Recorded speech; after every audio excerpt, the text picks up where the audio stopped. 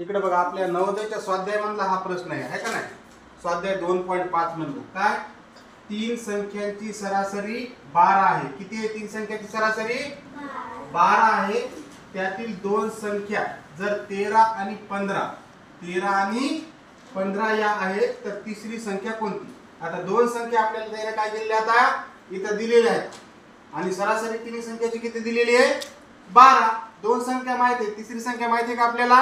नाही. मग अशा वेळेस काय करायचं, जी जेवढी सरासरी दिली ना आणि संख्या किती म्हणलंय 3 आहेत, तर मग काय करायचं 12 गुणिला 3 बरोबर किती होणार? 32 36. किती होणार? 36. आता हे तिन्ही संख्याची बेरीज ही आहे. तिन्ही संख्याची बेरीज किती आली मग?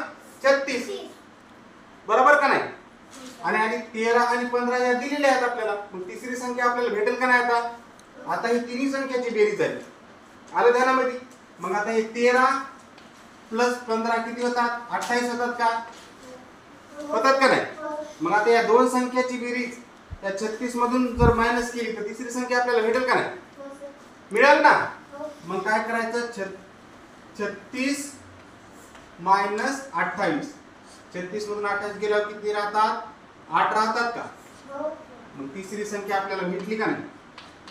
भेटली का? तिसरी संख्या बरोबर किती आहे? 8. किती आहे? आलं का लक्षात? म्हणजे अशा प्रकारचा प्रश्न दिलेला असला, संख्यांची सरासरी दिलेली असली, त्या संख्या किती आहेत ते बघायच्या. आलं का ना? दोन संख्या दिलेली असतील किंवा एक संख्या दिलेली असेल, तिसरी संख्या आपल्याला काढा म्हणली तर काय करणार आपण? या सरासरी सोबत जेवढे आपल्याला विचारले त्याचा गुणाकार करायचा, बाकीच्यांची बेरीज दिलेली आहे ती बेरीज करायची आणि आलेल्या सरासरी मधून काय करायची? ही बेरीज वजा करायची की तिसरी संख्या आपल्याला मिळून जाते. आलं का ध्यानामध्ये?